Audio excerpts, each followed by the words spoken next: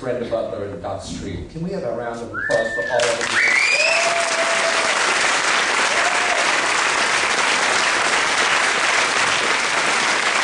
To these samples in the affected area.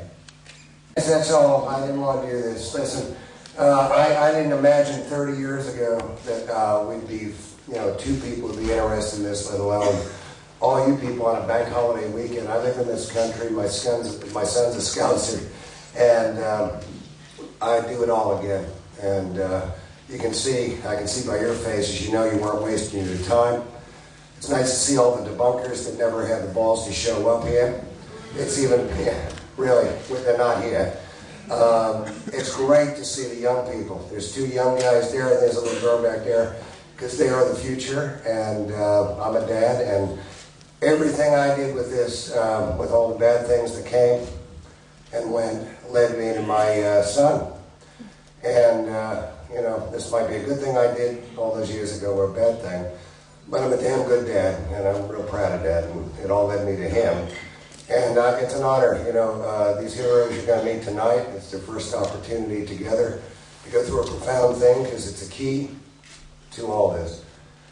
And I got to say, they're heroes. And the Nicks here too, little Nicky Pope and Linda Howe and Peter there, I'll get them after. And I've had my time. It's done a lot of damage to my family, a lot of friends and all that. It's taken a lot of time to repair it. And when it comes to the people that did bad things with us afterward, I didn't retire from the military. I loved my country. I went in for all the right reasons. When it comes to the people that did things to us after the fact, all I want is their addresses. I don't need an apology. But I'm not angry anymore. I'm a good place, short, fat, middle-aged. They get their kids, believe me. They're our future. You're all heroes for being here, too. It's an honor to be in the same room with these heroes. And thanks for coming on the ride for the last 30 years or so. God bless you.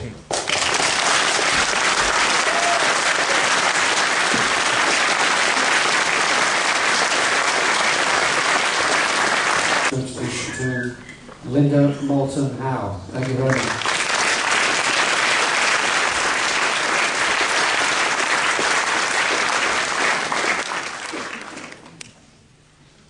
It's wonderful to be, for the first time in my life and career, in Woodbridge, a place that I have been curious about and read about and heard about ever since Chuck DeCaro did the 5-part series on CNN in the United States back in 1984, which was the first in-depth television exposure that a lot of us had, and I knew Chuck at the time. And he told me that there was a rumor that was abducted twice at 3 a.m. on different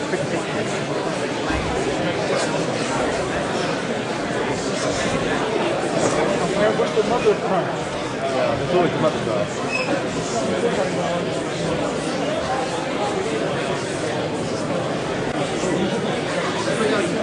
I can't.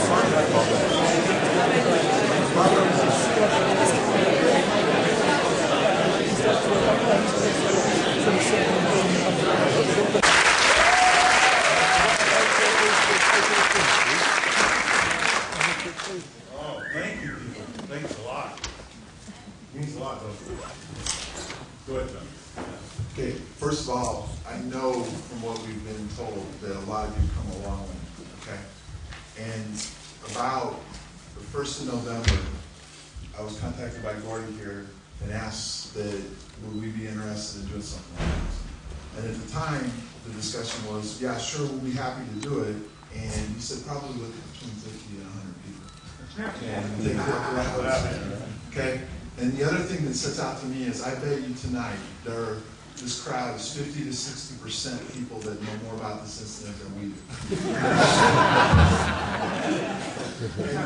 And if you think about it, that's pretty amazing in itself because of the fact that you guys have taken the time and effort not only to get here, but you're educated on what happened to us.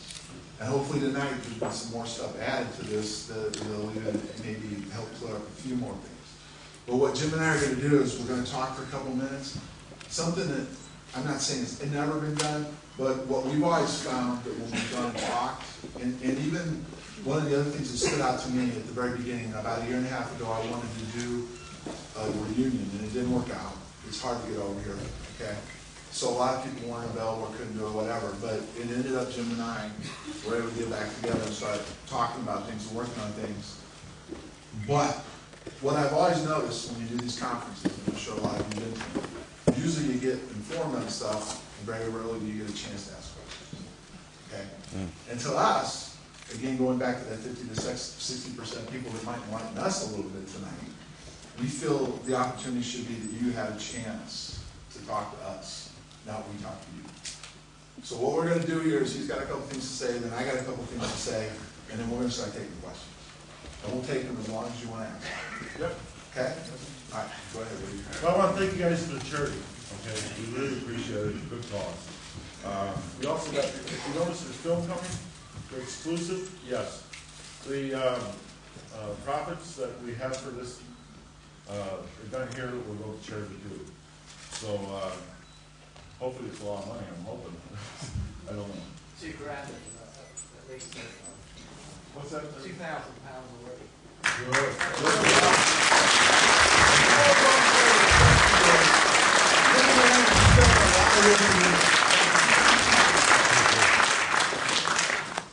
I'm going to tell you something that's son. Okay. This is an unknown fact. Everybody thinks like we talk all the time.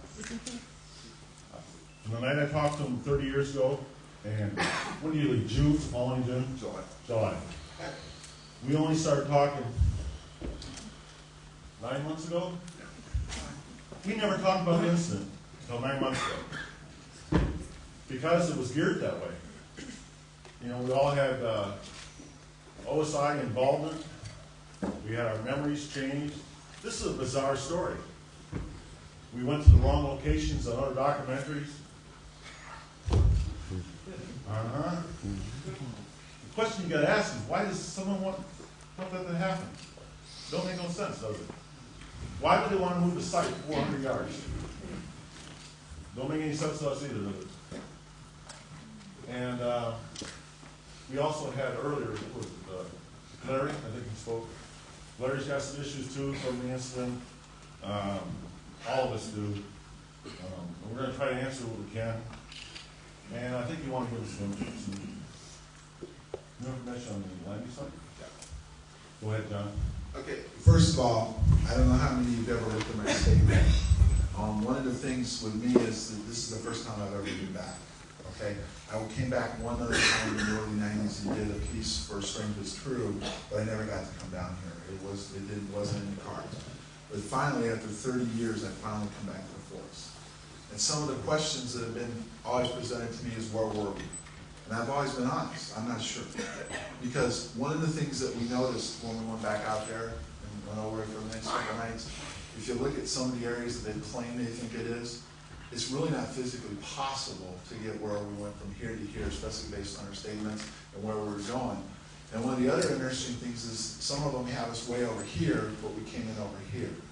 And one of the things that we did in training was, when we were following this, we went directly to the closest route to go in and follow it and kept going straight forward. We didn't zigzag all the way through the forest, go way over here, way over there, and everything else.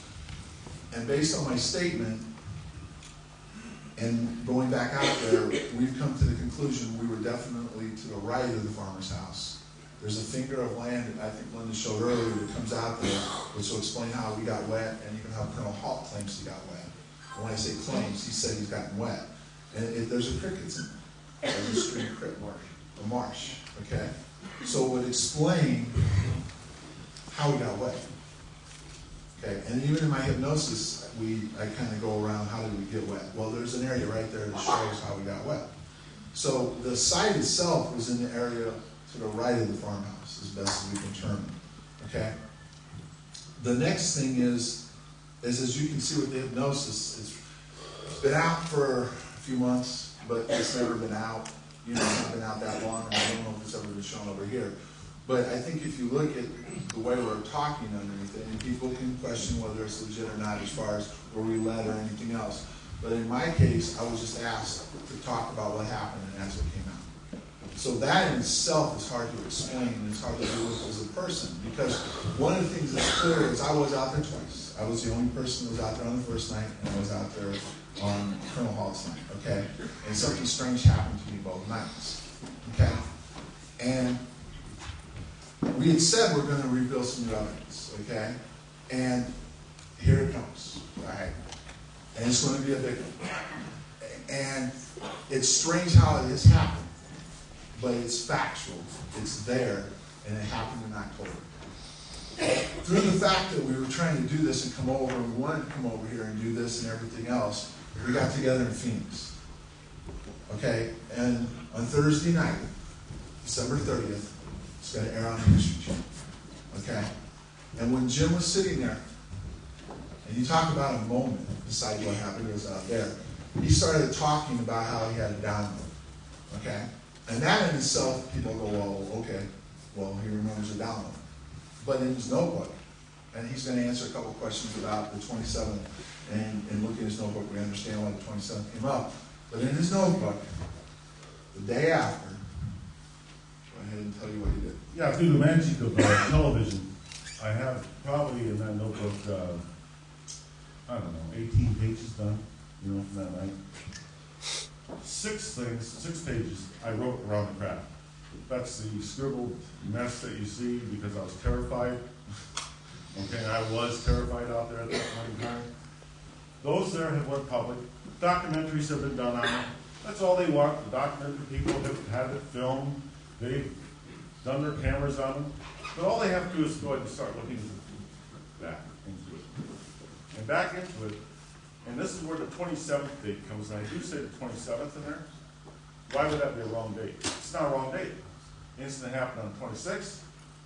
But the 27th, I had this, I went back to home. I'm down in the village, 4 Blenheim Road, and I think they took my house down. I'm not sure yet. I think they did. Anyway, I'm down there, and I got this urge because the pictorials are in front of my, going through my head. I mean, it's just crazy. It's like ones and zeros. So I get my notebook back out because continuity, us in the Air Force have continuity. And I write 27th down. And I start recording 10001, 1100, Oh, I can remember. That's exactly what's written.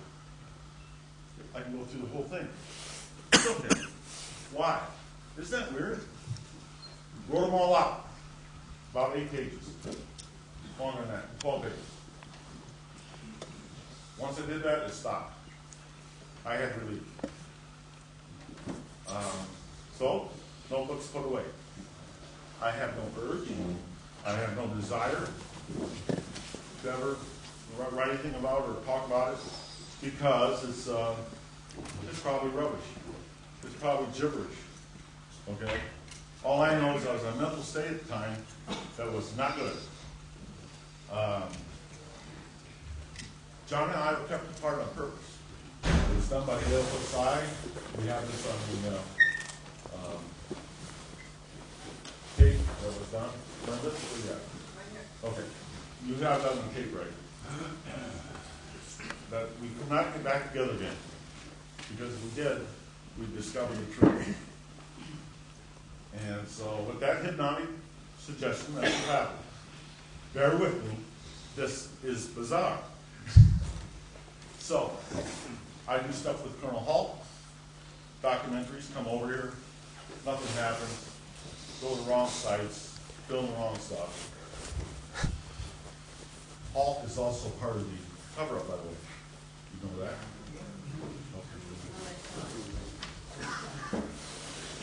He was under orders. Whether he admits it or not, he was under orders by OSI. The ongoing investigation was going on. Immediately, that tells everybody in the Air Force, whoop, hands off, ongoing investigation. OSI can investigate anybody at that base. They don't work for the wing commander, they don't work for the base commander, but they do brief the wing commander, hey, we have an investigation going on, but we can't talk about it. Right? Where am I at?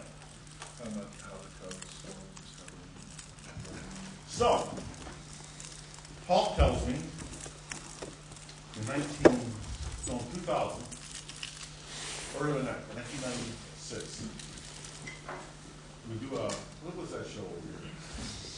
Sci-fi. No, the one that you and I, Strange for True. What a rock that was.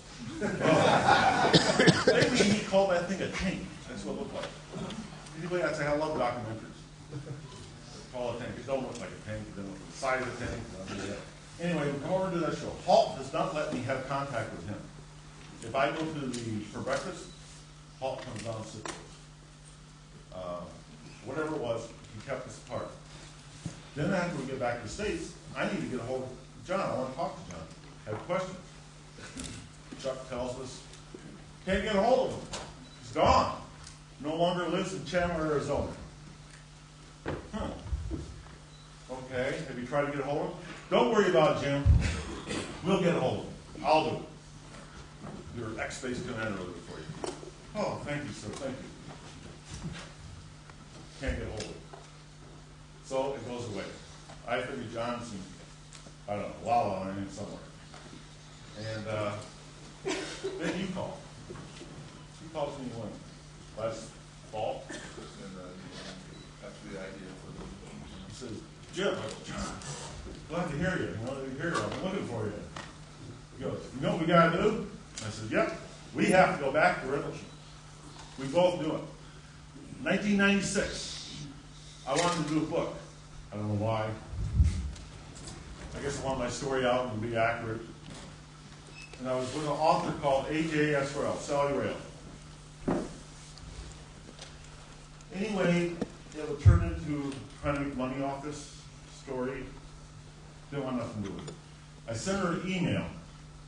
The email says, sorry, Sally, I like you, you're a good person, but no, we're not going to do it. And at the end I said, but I know you're looking for answers. But the answers we solved December 2010, 1996, July. John, how many years and a half do you know about? Well, I just knew we needed to get together and we needed to figure So it out. that's what happened with the phone call. It was automatic. Yes, go back to Rendlesham. So, and everything we did, got a hold of Moulton, Howe, John knew her. I'd done some work with her before. It was okay. Nothing personal. It was okay. Then Linda got in contact with Prometheus Entertainment, who does this, some, among other things, they do the ancient alien series. They were fascinated by the story. And like I said, when we went down the Phoenix shoot, that's when I brought up the codes for the first time. And I think that's in the show on the 30th. It's going to say we had the answers in front of us all the time. We did. They're always there. We're getting them deciphered right now. Linda has sources that we're doing. We got 2 sources. Now, don't take my word for that. First of all, I can't get through algebra. I'm not very good at math. Anyway, algebra is like a rough in school. So I don't know how I could actually write this binary code on it. But the fascinating part about the binary code on it is that we're going to prove. How are we going to prove this? I know how we're going to prove it. There's a test. John tells me, I get a glass of water, I think. Right. Excuse me. This sucks.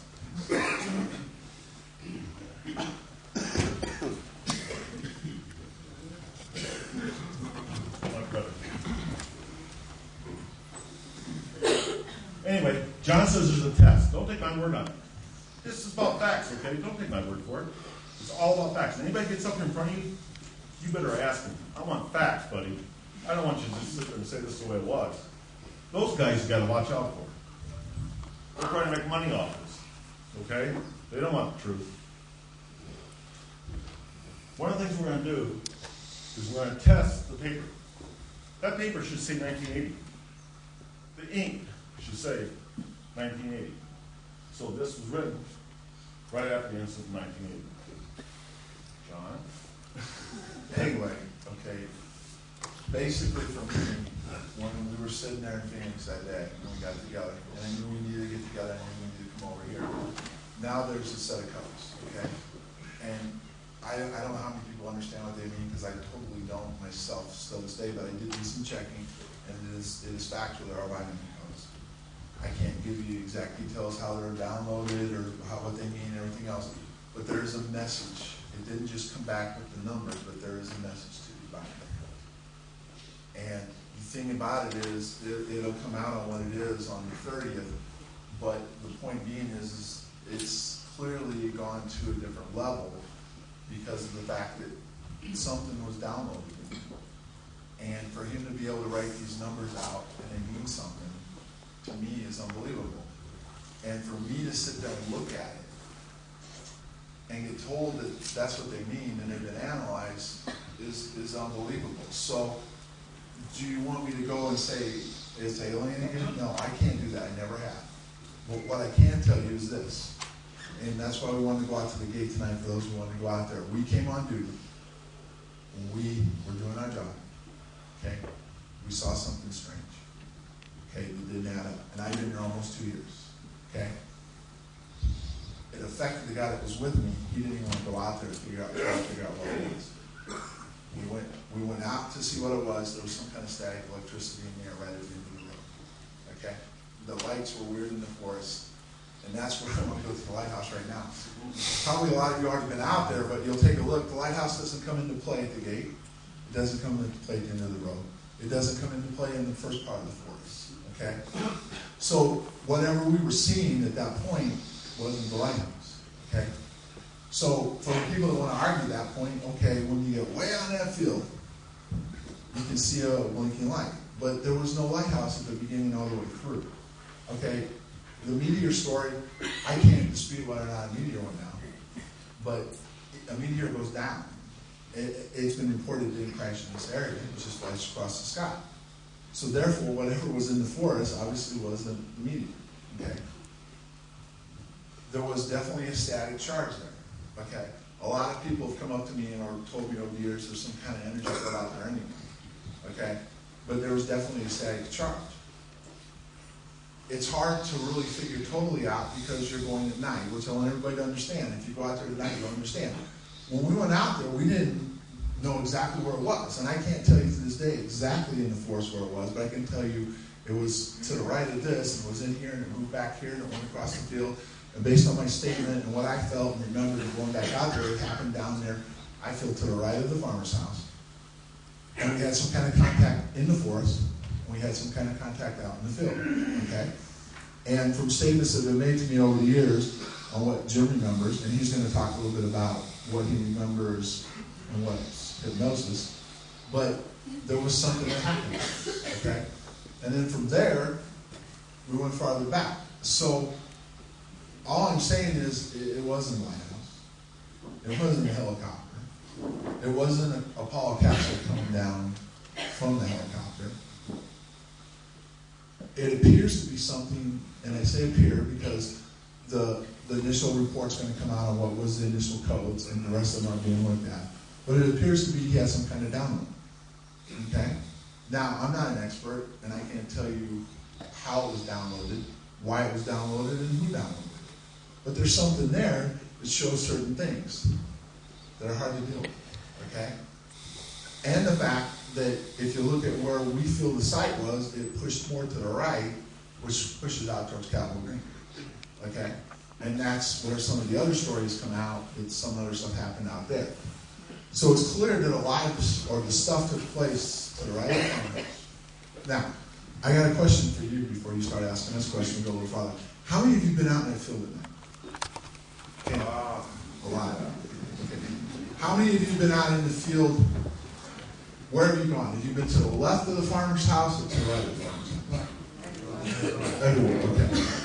Okay, have you ever noticed, everybody remember how Colonel Hall says the house glows? It glowed red? Remember how he made that statement? It still glows today. But it's not from the craft. It's not from an alien encounter, but it's from the lights in the house. And when I went back out there 2 nights ago, the house looked exactly like it did when he described it, only at a certain point in the field.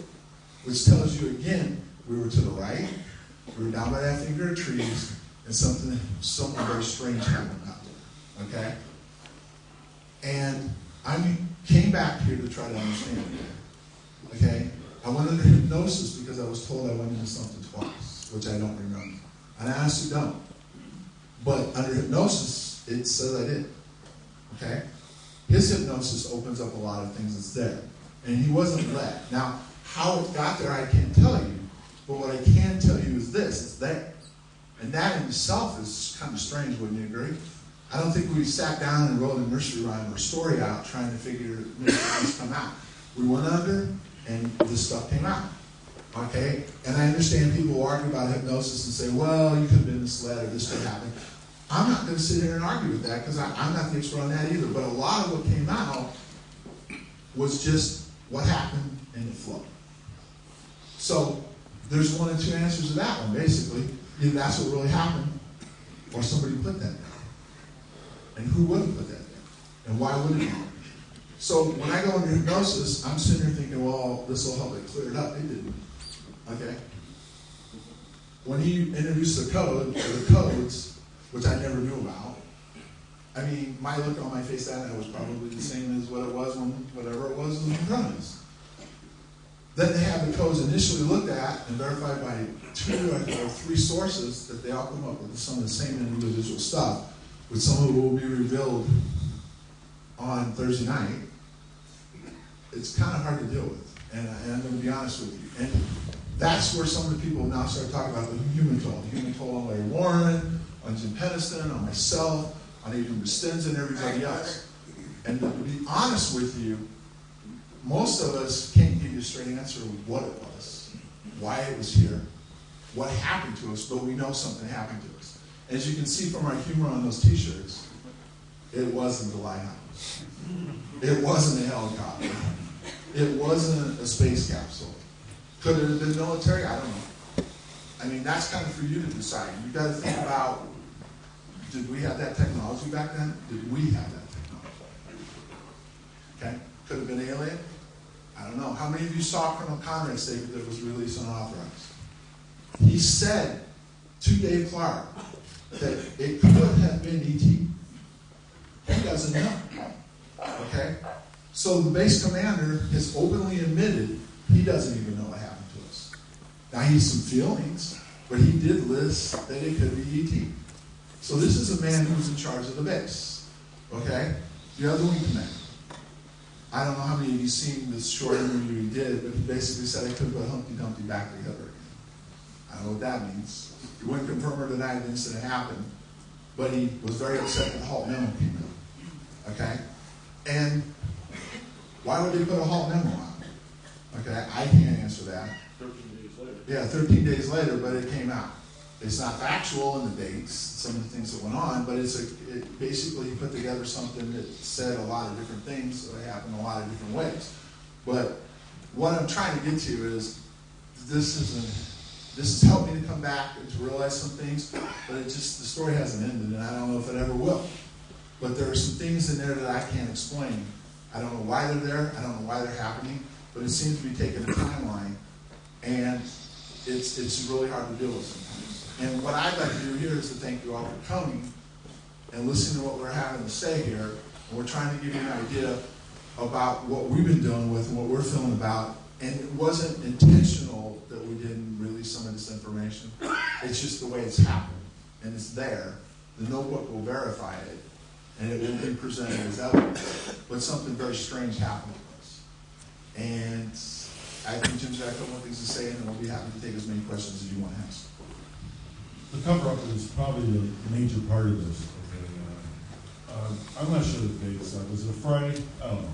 Tell what night was the first night? Friday? It started Thursday night. Thursday night.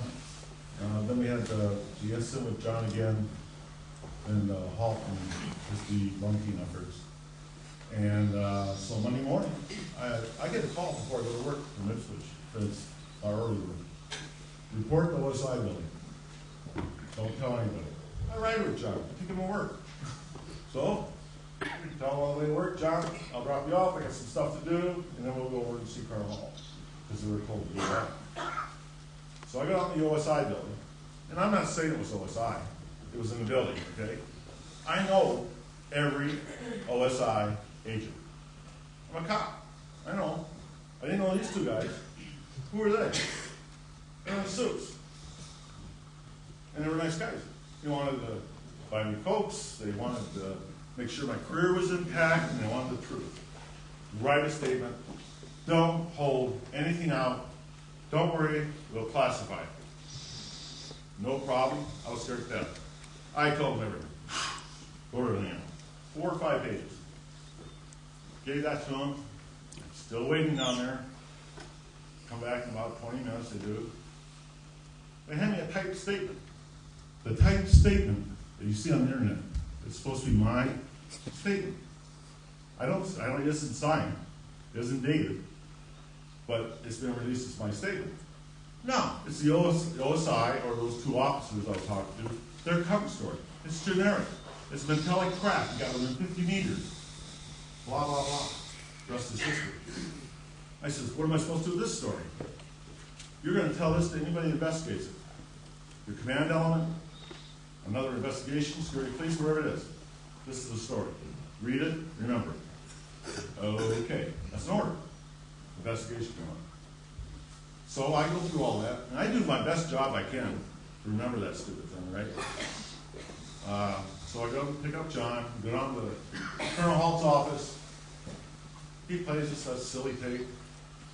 I mean, I've heard it 100 times. Okay. Oh, so what does this mean, Colonel? Oh, it means that I believe you guys.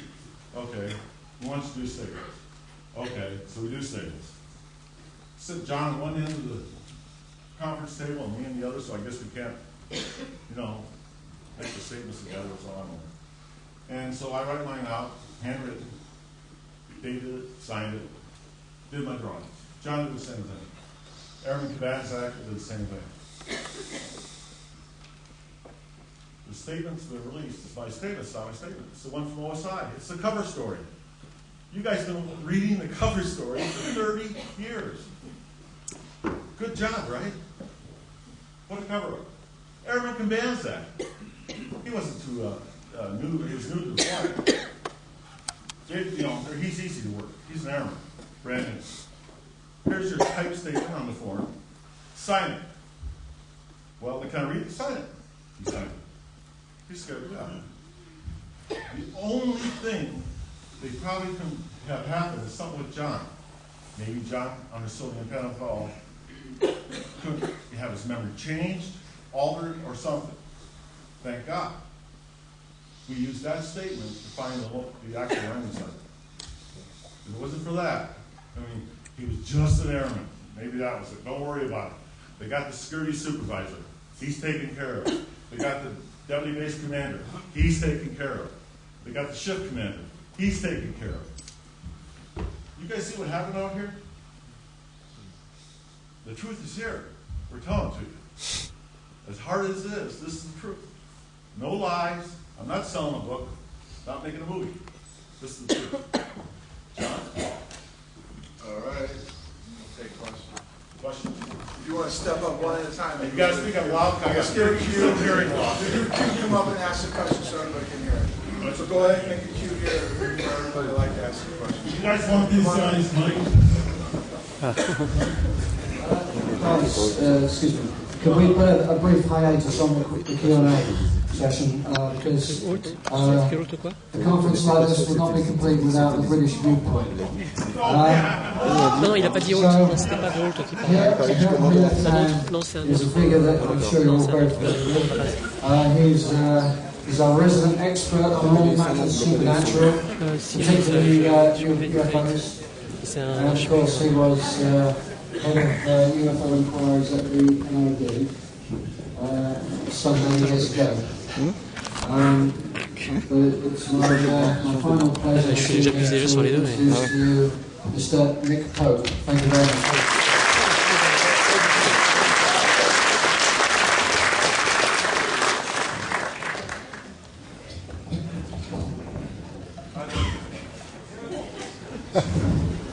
Get a to take this. Can you hear me okay? Yeah. Okay, great. I'm not going to steal too much time because I know you've got loads of questions for the guys. But I think I'm going to be sitting on this panel too, so maybe if there's anything for me, throw it my way. I'm literally going to maybe just make a few observations based on my 21 years working for the Ministry of Defence, 3 years of which, as many of you may know, was spent on the UFO project, which was something I did from 1991 through to 1994. One thing that I have not said before, except to the guys, I think, on a radio show, but I wanted to kind of say it to you both in person. I did not even join the Ministry of Defence until 1985. So I certainly wasn't there at the time of the incident, though subsequently I undertook what police would call a cold case review of this. I'm going to say a couple of things about that in a minute. But even though I don't feel that I have done anything wrong here, I just sort of, as the nearest thing there is perhaps to an official spokesperson, I actually want to say sorry to you guys. You know, so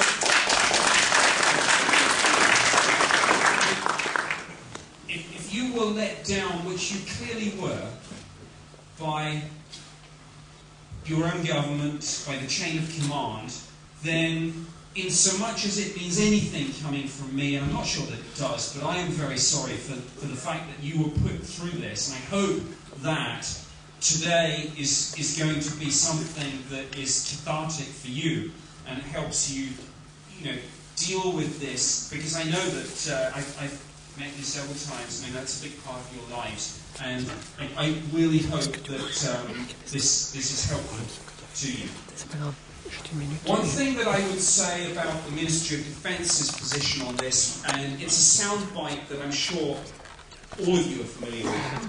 The standard Ministry of Defence line on the Rendlesham Forest incident is actually the same as it is for the UFO phenomenon as a whole.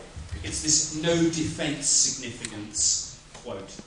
Well, let me tell you, that is a kind of standard knee-jerk reaction that we trotted out every single time any member of the public or media representative asked us about UFOs. UFOs, no defence significance, because what else could we say? And you know what? Most times, we were right. Because, of course, most times it did just turn out to be misidentifications of aircraft lights, weather balloons, etc. But on this occasion, absolutely take this to the bank. This event was of extreme defence significance. And I'll tell you why. I mean, it doesn't matter if you're a believer or a skeptic. It doesn't matter whether you think this was Russian or Martian. It doesn't matter if you think this was extraterrestrial, interdimensional, intertemporal. If you have an object over arguably two of the most sensitive bases in the entire NATO alliance, and if this thing does what these people and many, many others say that it did, firing light beams down at the ground, firing light beams at their position, firing light beams possibly into the weapons storage area itself, then it doesn't matter, like I say, whether you're a believer or a skeptic. It's a defence issue. It's a national security issue. It's a security breach. So don't listen to the no defence significance soundbite, and if I ever wrote to any of you saying that, I apologise. It was the party line. The cold case review. This was just me sitting down, going through the files in 1994, doing what police officers would do with an unsolved crime. And it's interesting, one of my subsequent postings in the MOD was to a security division where I worked alongside military cops. So I actually got to know a fair bit about the police mindset and the investigatory process. And it was very interesting. We always used to say that a UFO sighting was much like a crime. if you solved it in the first 24 hours, 48 tops, fine. If you didn't, your chances of getting to the bottom of it became vanishingly small very, very quickly. So I did this cold case review, hoping that some new piece of information would come to light. But essentially what I found was a situation where both the British and the American government, whether by accident or design, were, I think, complicit in a cover-up, not necessarily with most of them of knowing what this was and hiding it, but almost not knowing what it was or what to do. It was very clear to me, for example, that the British were saying, well, clearly this is something that the Americans dealt with, they investigated at the time, because they waited so long to report it, clearly they didn't think this was very important, they had matters well in hand. We also know that the Americans were saying pretty much the same thing. Well, it happened off base, and as General Baisley said, that makes, and this was taken to the weekly meeting of 3rd Air Force, and the General almost rubbed his hands with glee and said, it's a British issue because it happened off base. So you have this situation where, arguably, both the British and the Americans had jurisdiction, but each thought, or perhaps hoped, that the other had primacy. Now, what this meant was that we had pretty much a situation where either and both parties to this could take a step back and say, well, you know what, we needn't get too worried about this. The other side have got it in hand. And the proof of this is perhaps one of the biggest failings of the entire investigation. Any investigator, any cop will tell you that there are a very small number of things that will fatally undermine any investigation. One is delay. We had that. The date on Holt's memo. A second thing that will foul up an investigation is poor information sharing.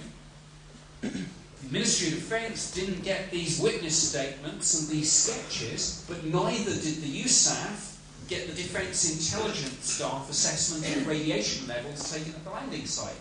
So both the USAF and the MOD had important information which we didn't share with the others. So delay and poor information sharing and the lack of putting one single individual in charge of an investigation. Instead, you had multiple investigations, multiple agencies, people coming on and off base that even those there weren't familiar with. This was a recipe for confusion. Maybe that confusion was deliberate, maybe it wasn't. Well, with those very few brief observations in mind, I really want to turn it over to the Q&A session now, and I'm not sure if it's Linda going to join us out here. I want to say something. Yeah, sure. Okay, I'm not gonna, I don't want to give you no secret information because I want to keep my retirement check. But I will neither confirm nor deny nuclear weapons on that base. Okay? All right? But we have to be able to go anywhere, any place, anytime. American forces, even whether they're stationed here, whether they're stationed wherever. I was PRP. What is that? You ever hear of PRP? Personal Reliability Program. That means I could actually provide security for nuclear weapons, delivery systems. Okay? The guys I work for could too. And there's a DoD directive, 5200 something. And there is a OSI directive. There is a Air Force Security Directive. There is a Department of Defense additional directive that goes on that says if the behavior or a situation comes up that's suspicious of an individual that's PRP, this has to happen immediately. You must relieve the person of duty. You must send them over to the hospital, have a psych evaluation done, and then that's temporary decertified. Then they have 30 days to decide if we're going to be permanently decertified on PRP, which means you're worthless in the United States Air Force, or put you back to duty. We never got relieved of duty. I, as a sergeant, if I thought he was acting funny, different, report him. I had no choice. I had to do that. Everybody had that responsibility.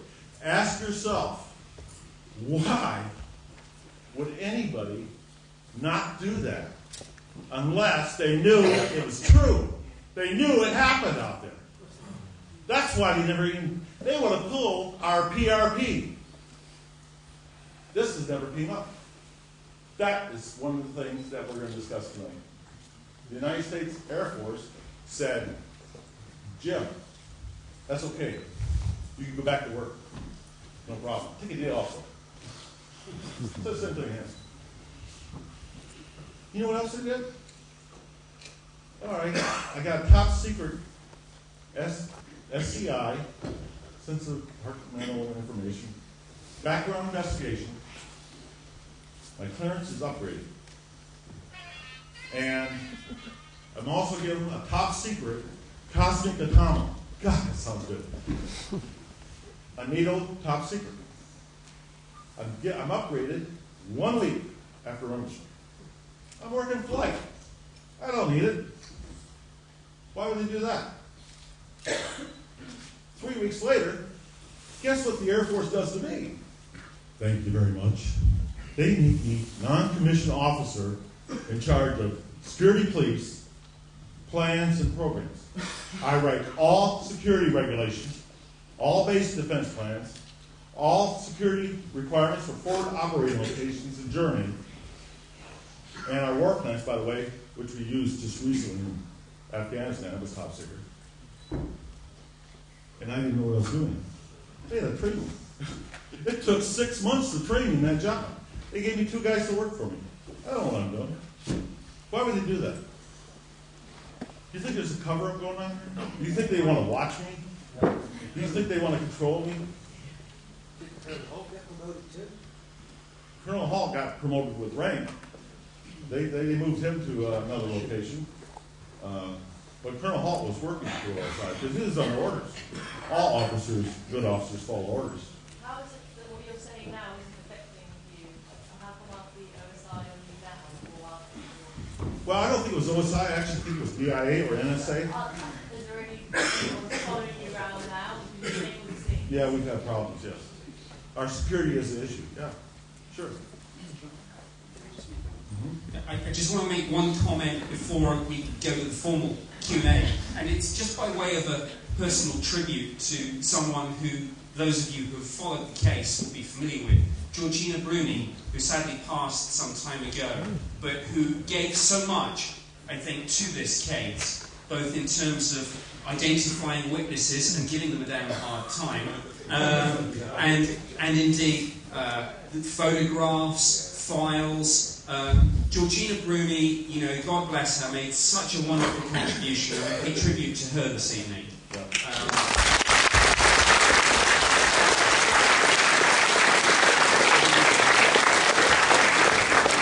And I should just say, Charles Hall told me very recently, God, he said, being interviewed by Georgina was like being grilled by OSI. She would have taken that as one heck of a compliment. So now, Q&A. How do you guys want to do that? How do you guys want to do it? Want on mic? Hello, Brenda? No, I didn't pick up on those things.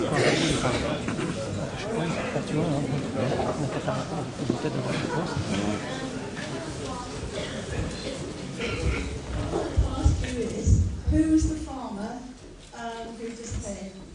I would like to know, because I've done this case since 1980 and I guarantee you there's no farmer ever disappeared. A farmer? A farmer. I don't know about any farmer.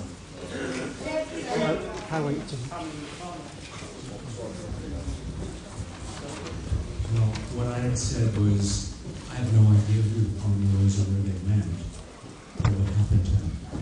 And there's been simply relocated and left no forwarding address. Use the mic. The farmer actually moved to Devon, and I've spoken to him on several occasions. Hey, Brenda. Hey, Brenda. You remember me? When was the last time you talked to me? When was the time you had me, we were investigating? I spoke to you on the base in my bar. Right. Yes. Yeah, you know, Brenda had the full opportunity to get the full story before it was classified. She blew it. She asked me one question. The first question. Do you have nuclear weapons out there? I said, can't confirm tonight. Goodbye. She could have the whole story. It wasn't classified at that point. I really don't believe you give me that. That's story true. Anyway, It's true. Yeah. Yeah, because News of the World had put that out, and I wanted to talk. That's a little bit of information for you. Okay, thank you. No, that was the thing I wanted to ask. I just want to ask about the farmer, because I don't really know which one you're referring to, but the farmer who actually did go from IT, moved to Devon, that was the guy who escaped and hit a taxi, or a taxi hit a cab. That's what you're talking about. He was paid money to go down Cornwall to turn up. I wasn't going to repeat that, Mark.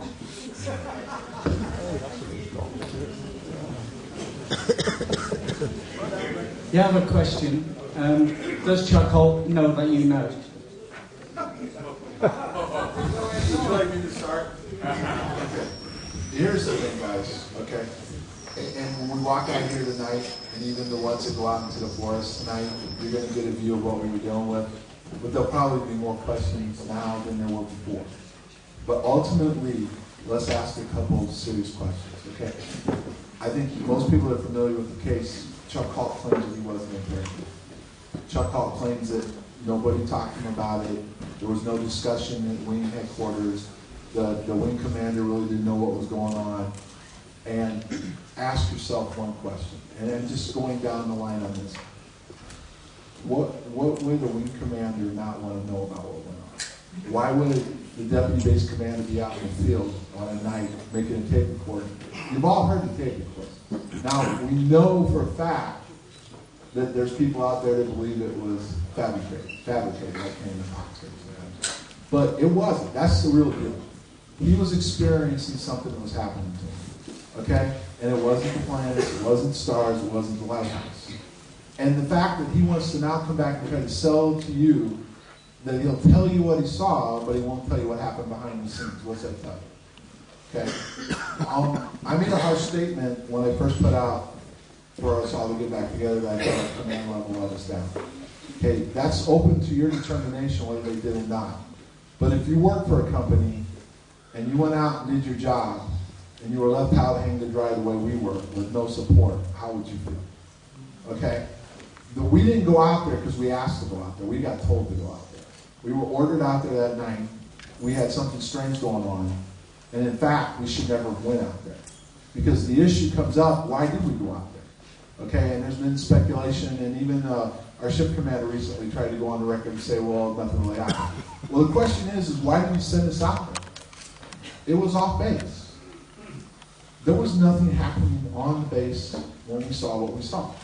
It was clearly in the woods. They got a hit on radar, and he admitted that, and now he doesn't want to talk about it.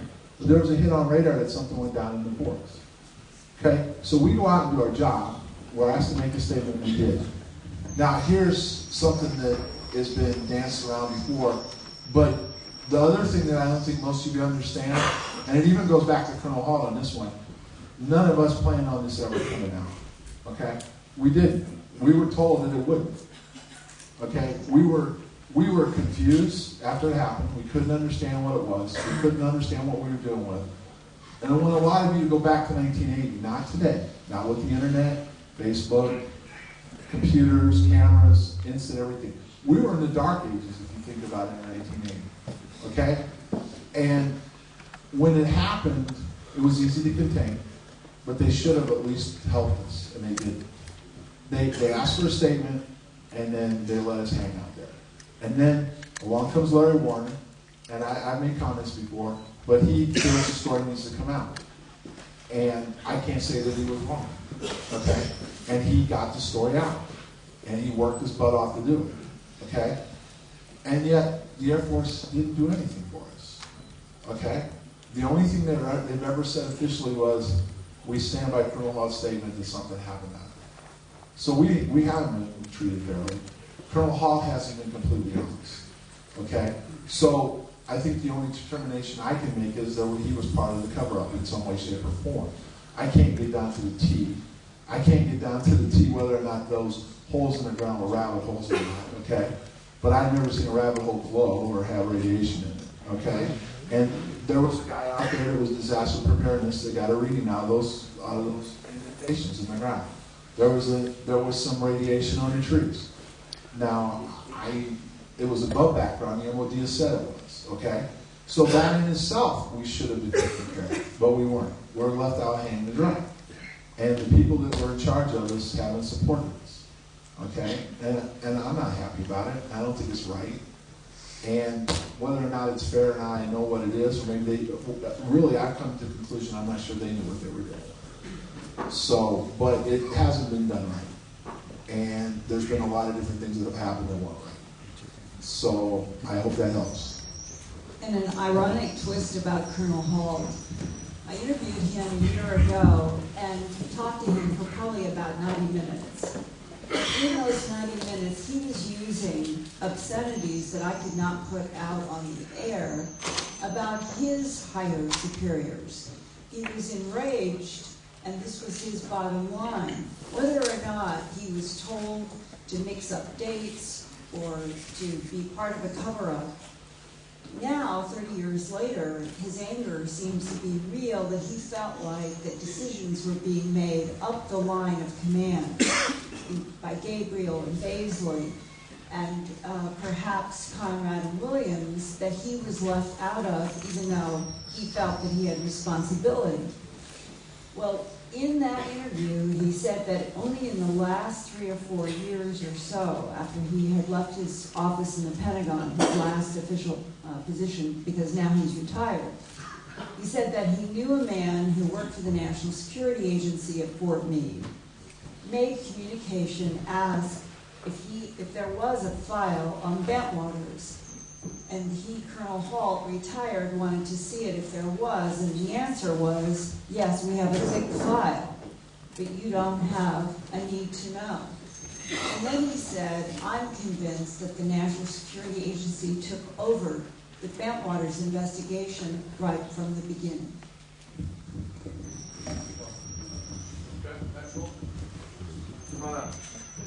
Colonel Hall told me and Larry when we met with him face to face, and we recorded an hour and 20-minute interview, 99% of which is reproduced and left at Eastgate, that one of his problems with Larry was Larry had claimed that the NSA was interested in him, that Larry's records were confiscated in the autumn of '81, even the most innocuous ones, and why would they be interested in an airman and not a colonel who had both been allegedly involved in this event?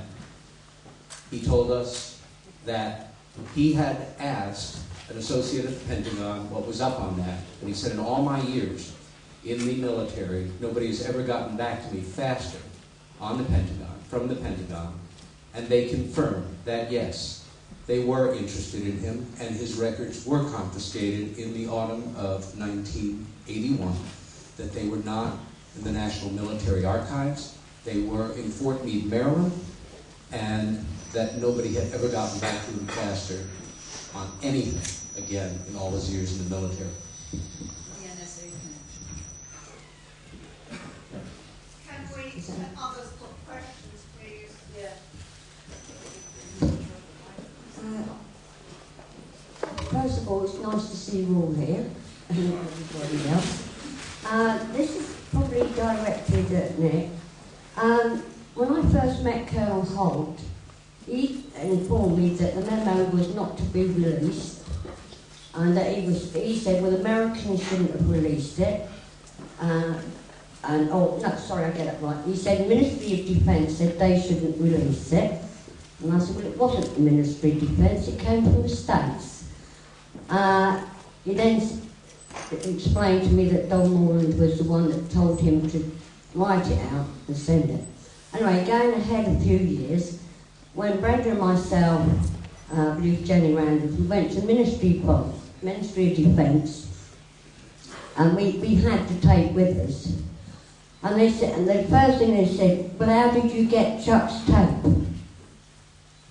Now, considering that Colonel Holt has said that he'd never been there, never actually talked to the Ministry of Defence, why did they call him Chuck and not Colonel Charles Holt?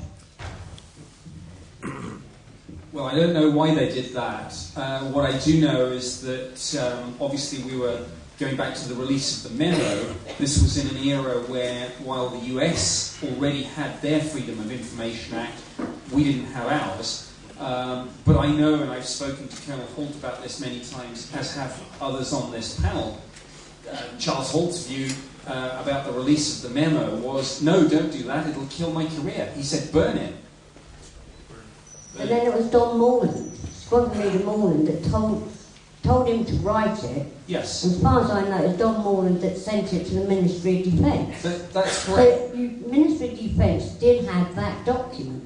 Yes. And yet when I was first on the phone to them, they said, oh, we don't know anything happening in Rendlesham Forest. Well, it was cuckoo. Don't forget, I mean, the thing in the civil service culture, as in the military culture, people are posted every 2 or 3 years. So, you know, the person that you speak to is not necessarily the person that was dealing with something at the time.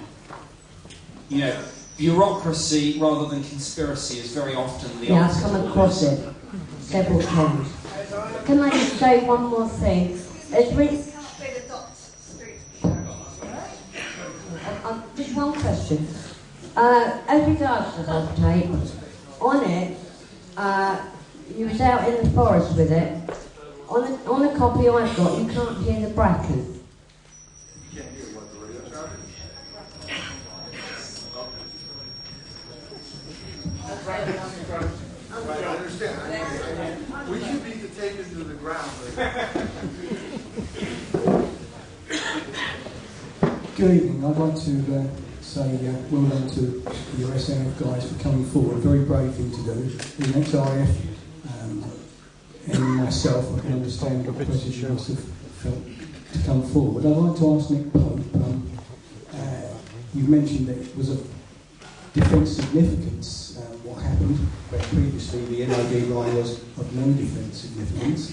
I'd like to know what you think of the MOD line that the radar camera RF meter set was turned off at 1527 Zulu on the 27th. What are your views on that?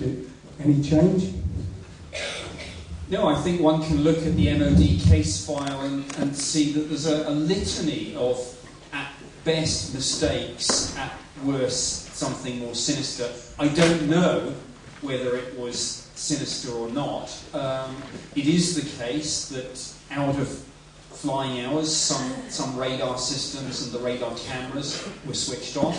It is the case that sometimes the cameras that we use to record these things broke.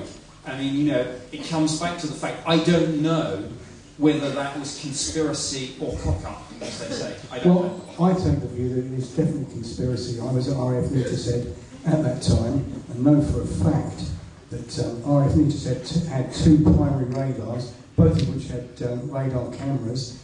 Members of the MOD came to RF Meterset, removed radar tapes and also bridge logs, and there was all the staff at RF Meterset were told, on no uncertain terms, not to repeat this, and it didn't happen. But I understand that there is a line the MOD has to take, but the fact is, the MOD did remove stuff from RF Meterset. Whether it backs up what happened in Rendlesham Forest, I don't know, but I do know the MOD is lying through its teeth about RF Meterset, which incidentally is a sector operations centre at the time responsible for the air defence of the southern half of the United Kingdom, and would have been very, very interested in unidentified aircraft over Britain in the height of the Cold War, and tapes were removed. Thank you. I'm certainly not.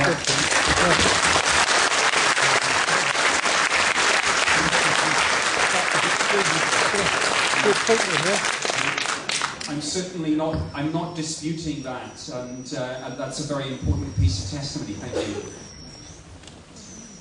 My name is Miriam Galina, and I am from Ealing in West London. I've got 2 comments to make and also 1 question for the panel. First of all, I became interested in ufology when I read Frank Drake's book, Is Anyone Out There? First of all, I would like to thank Larry Warren for his courage and his integrity and to disclose what happened in December 1980. He has been ridiculed and discredited by those with other agendas. To quote Larry, to take him out of the equation or to take him out of the picture, you still have a story, regardless of the skeptics and the debunkers. The basic fundamental story is something extraordinary happened in Rendlesham Forest in December 1980, not just on one night, but on several nights. And Peter Robbins said in his presentation earlier this evening that Colonel Holt confirmed in an interview he did with him that this laser beam did disable the nuclear warheads contained in the weapons storage area at Bentwaters. Ladies and gentlemen, if some unknown craft can penetrate our air defences undetected by radar, that is of immense defence significance, as Nick Pope said earlier on. Because it means we have no defence against these visitors wherever they come from. And the MOD should stop insulting our intelligence on this particular issue. Now the question I have for the panel is this. I would like to know what happened to the film that was taken of the event by the military at the time and which was flown out of the base to Germany. Now, if WikiLeaks could get their hands on that material, that would be worth knowing about, wouldn't it?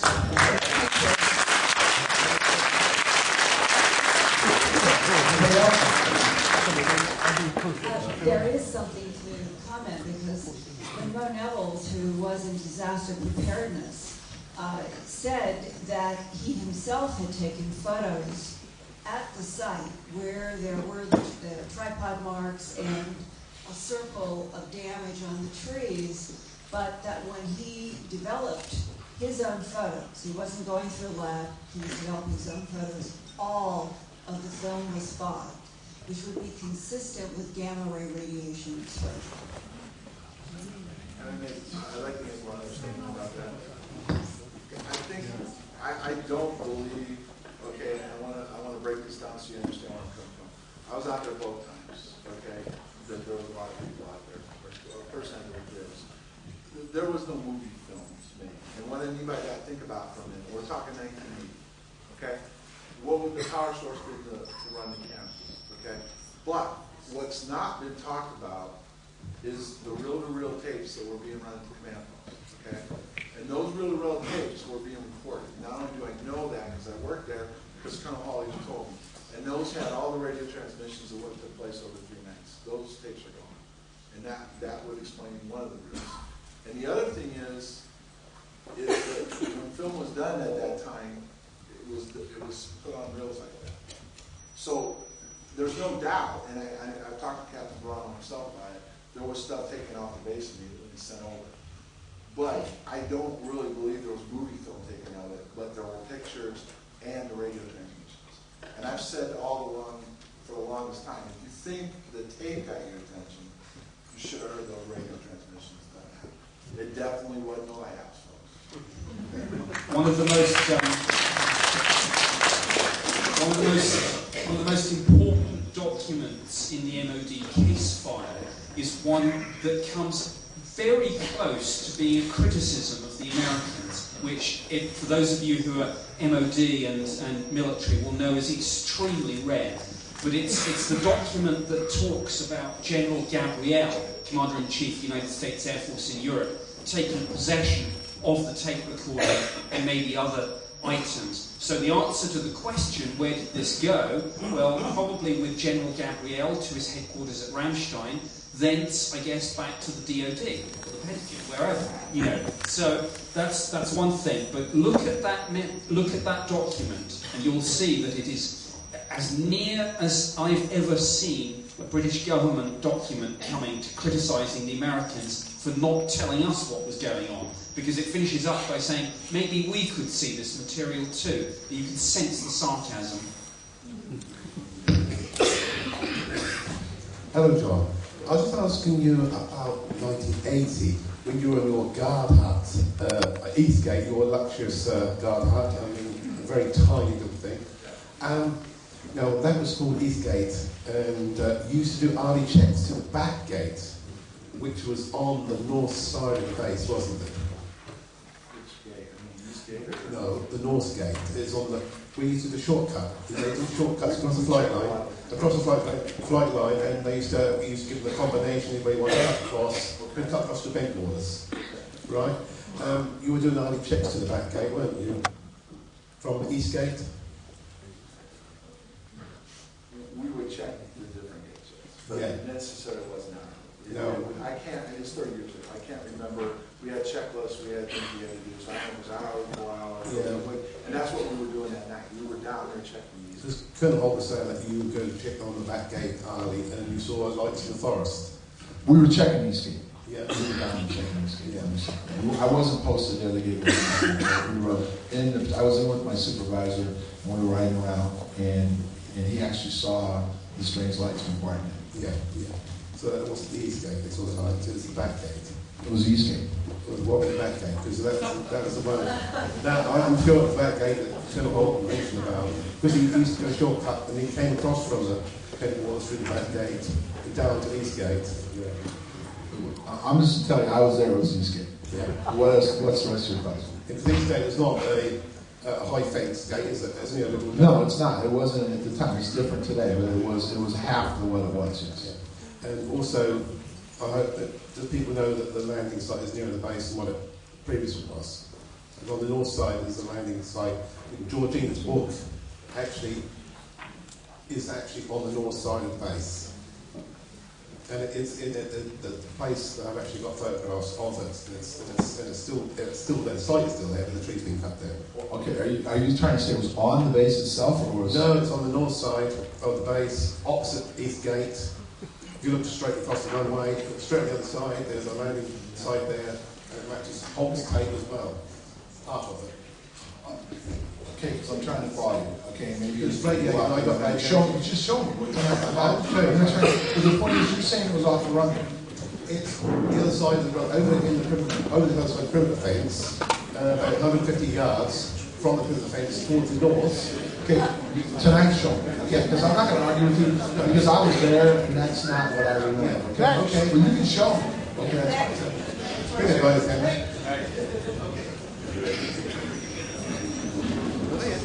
Georgina Bruni's landing site, now she was shown that by Vince Burroughs. And if you look at her book, that's Route 10 opposite Folly House, that route down there.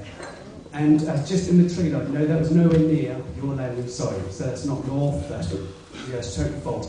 And bearing in mind, Vince Burroughs saw the site a week later or something, and he said, 6 weeks, was it? 6 weeks later, you know, and that makes you wonder then, don't it?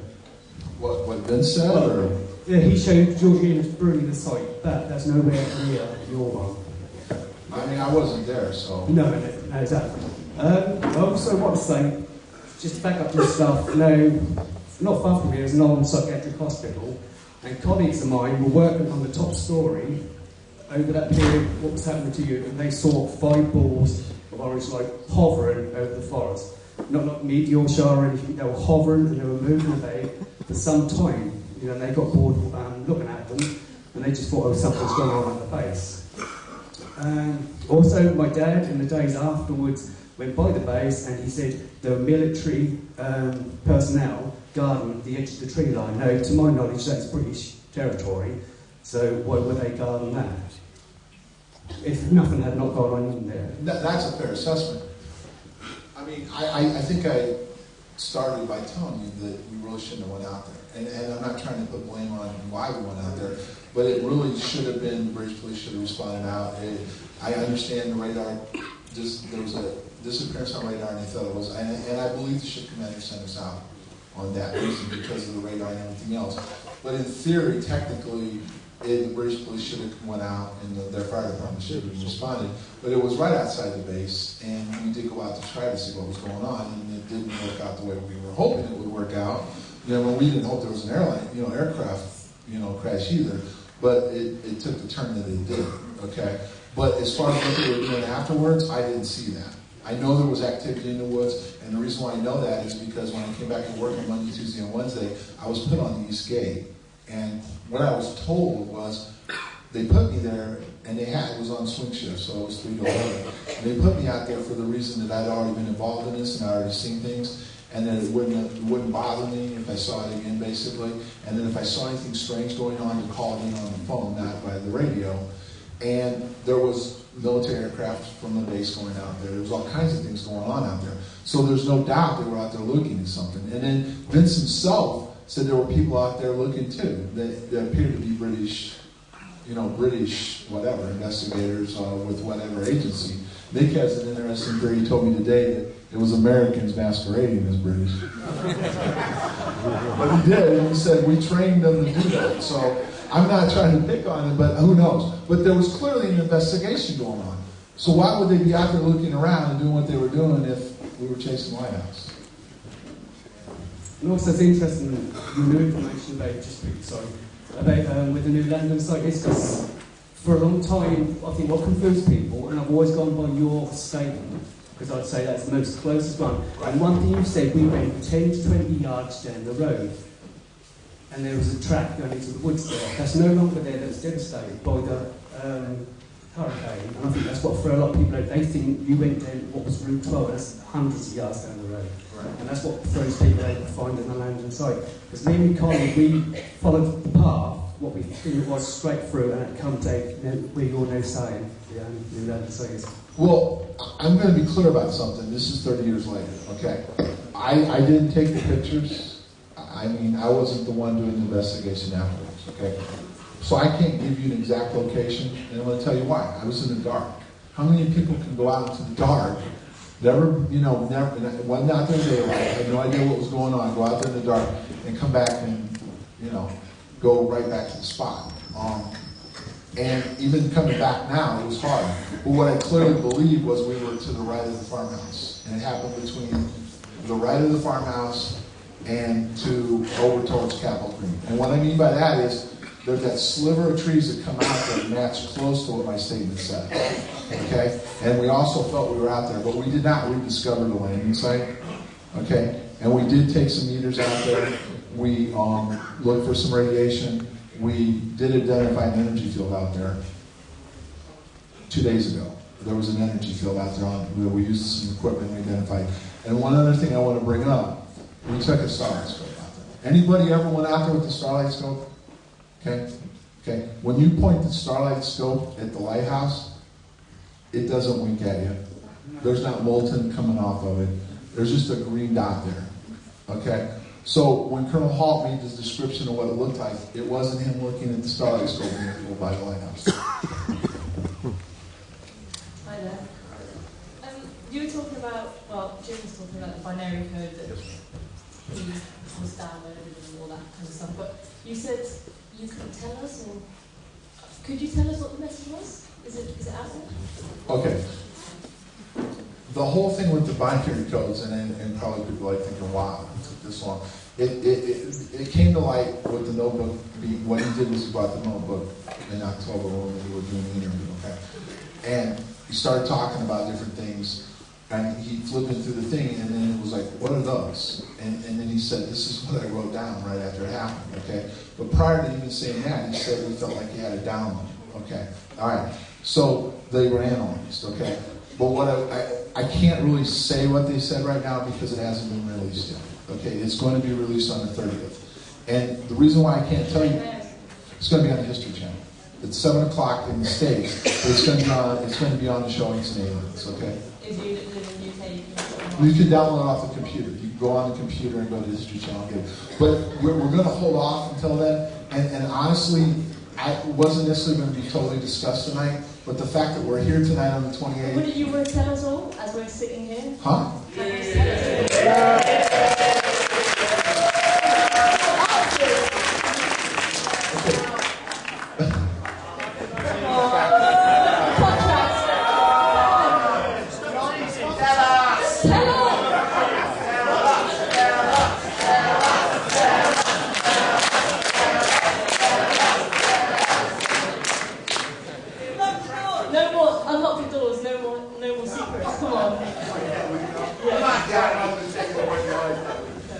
The thing is, okay, I understand your curiosity, but the thing is we talked about this more in depth tonight than I actually felt comfortable with because it's going to come out. And they're going to want to know why on the 28th we didn't talk about it if it's going to be released on the 30th, okay?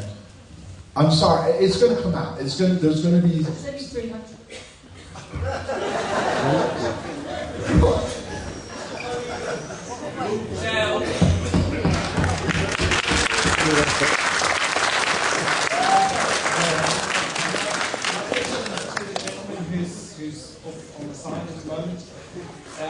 I understand that if the government doesn't understand something, they're going to squash it, they're going to hide it. But if you've got 12 pages of binary codes, and you're going to sit on that for 30 years and not think that's relevant of some way, you only sort of realise this, 10 months ago or whatever. I just can't... 12 pages. 12 pages is a lot to sit on for 30 years. And then you point fingers at the government for covering up stuff they don't understand. I just can't... It's true.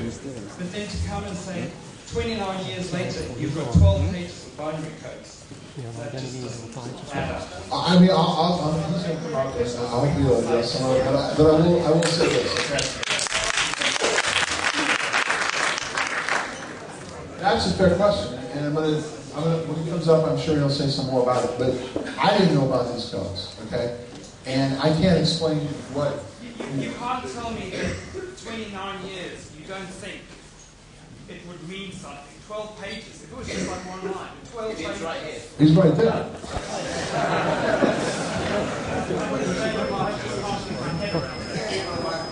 And you're saying you're only getting into the cycle now. My curiosity, I would have taken it to some university or something and got it decided way before now. What? 12 pages of download is a lot. It didn't mean nothing to me. It didn't mean nothing to me. So I just didn't think. Sorry, when you said that they looked at 5 pages or 8 pages of reports, put yourself in my head. They had seen the binary code. Put yourself in my head on this one. You're out, you have contact with a craft of unknown origin. Bright lights. A triangular craft appears. Think about this one. But surely, okay, you've already seen the most awesome thing you could probably see. Bloody hell, this must mean something. No, actually, it was because of John. I don't think I would have done nothing with it. Honestly, it just wasn't important. Someone who doesn't know codes writes down 12 pages, which is not. I didn't even know it was binary code. Okay, Is it not important now? Huh? Is it not important now? Important now. Why is it important now? I just can't get my head around that. Can I ask a question? It's okay. You don't have to. I have a question for both the gentlemen there. Obviously, this experience you've had has opened you up spiritually. How has that changed you in your outlook of life? Knowing that there's some information that you have that's not from this time. No. Here's the thing, okay? And you've got, it's fair for you to be angry, okay? And it's fair for you to ask about the codes, okay? I can't answer to you, I didn't know about the codes till October, okay? First of all, I had no idea about what they meant. And to be honest with you, and this is the straight story on the code, they didn't mean anything at the time. time other than he said at that point when he was talking about things, he felt he had a download. Okay? And then he showed these numbers, which if you look at the numbers, you may be an expert on binary codes. You guys immediately said that's what they were. But in 1980, how many of you knew what a binary code was? Anybody? Okay, that's fair. But we did, okay? And he's trying to explain to you that we were trying to deal with just what was it in the first place. Okay, I think they're questioning credibility of it. Maybe that's fine. No, this is okay. I think I'm following you. No, that's fine. Okay, what about the hypnosis? No, I'm going to go back to the hypnosis. That's where I'm going. 1994, they are all described in the hypnosis. The download, everything. It was done that year. I wasn't supposed to say nothing, brother, but I'm going to make this on you too. There's 30 years with no disrespect, man. Because this ain't my gig, this is these guys' gig. Very important stuff. I understand where you're coming from, but in 30 years, the popcorn keeps going off. This, that, and the other goes down and gets connected. And some people don't like it. Some people, we don't like it. I don't like the role that I got maybe thrown in. I have no idea. I'm not important, really, am I? But at the end of the day, a lot of this stuff has its time, and you got to understand the times when all this was coming out. Man, you get tarred and feathered saying you saw a UFO, right? There weren't as much pretty girls you see here back in 1983 either. So things have gotten better. So we're being some levity. I don't know what they got there, but they got it, brother. And it's been a long time. These are straight shooting guys, man. I knew them then. I was scared of that. And we were drinking Jack Daniels and Black Cat. Remember that shit? We scream the cats. That's what they were about. They were straight guys, man. So hearing it from them, that's where it is. I was a 19-year-old. I agree with Oriana. Thank you very much. I want to kiss you over that. That's very nice. One of the situations that we have here, I don't think you guys understand our mindset. This is the largest tactic fighter wing in the United States Air Force at the time. We had things there that just scared the bejesus out of you. Okay? We destroy half the United States Air Force all around us. We're not impressed by statements like we were part of the United States. Give it a rest! Give it a rest! No, that's fine. I was a child. You got to understand the mindset. I was a child. That's fair enough. You don't understand my mindset. Didn't grow up at all. My mindset. Okay. I mean, there's no kidding around. There's no joking around. I'm in charge of 3 restricted areas over there. I was that night. Something like, I don't know, 85 aircraft. I thought there was pilots down in the woods. I thought they were dying. That's what I went out there for. Why do you think we got permission to go off base? Because radar contact was lost on a vehicle of some kind. That's why we went off base. Status of forces agreement. Next question. Next question. I've got something entirely different for you. What time did you first see the lights? Sometime in the early morning. I'm glad you brought this up, Bill. Go ahead and answer because of the change from my time. Okay, yeah. Is that 3 o'clock in the morning? It started right around 3 o'clock in the morning. Why was I stopped in a motor car at just after 10 o'clock by the American military armed on a public highway telling me there's been an incident? Which night was it? That night. So Boxing Night's the 26th into the 27th, and we haven't covered there was activity that night. But our night was started on Christmas night, went into the morning of the 26th. So there would have been nobody out there, but we haven't covered evidence that there was a second night between the third night. Yeah, well, this is Boxing Night. Right, which would have been the night of the 26th. Correct. Right, and not our night, because ours started at Christmas. We came on duty on the 25th, and it happened at 0300 on the 26th, which would not have been Boxing Night. It would have been early in the morning of the 26th on Boxing Night. Yeah, that's right. But this, It's important. No, before you walk away, we'd like to hear about what happened, because I've always said there was 3 nights, and I had some inside information almost from the beginning, because when I went up to the desk, there was an incident that took place in the forest. So it's important that you talk to us about what you had happened to you and what was going on. Well, basically, boxing night, I was over at Wood Hall, it's about 5 miles south of the beach. Right. Drinking the bar. And it must have been about 10:15, coming up to 10 o'clock. And there is some very bright white light flying past on the normal fly path. But the main thing was, it made no noise whatsoever. No noise. And it was so bright you couldn't look at it. It set up shadows in the room. So we thought, well, obviously somebody's had a power, being a playground, and they're trying to get back to trade. And that's when I ran the roadblock. That's man by America. That's fair, and it's an important piece of information. You know, the other thing is, you know, you shouldn't really holler at other people. If someone's got a question, ask them. Yeah. I don't care. Yeah, don't bother me. I only can tell you what I know. No. You might know this. Like, I've read somewhere there was a British police officer in attendance on one of those nights. Yeah. And that he refused to write down that information in his notebook because he was too scared of being ridiculed. Is that true or false? Well, it usually happens, but I don't know. PC's came out the morning after. The way this went down, and the interesting thing about the British police, okay, and I'll be honest about this, they were called out. But by the time they got out, it was over. As far as what we were encountering, okay, and they met up with us as we came back in.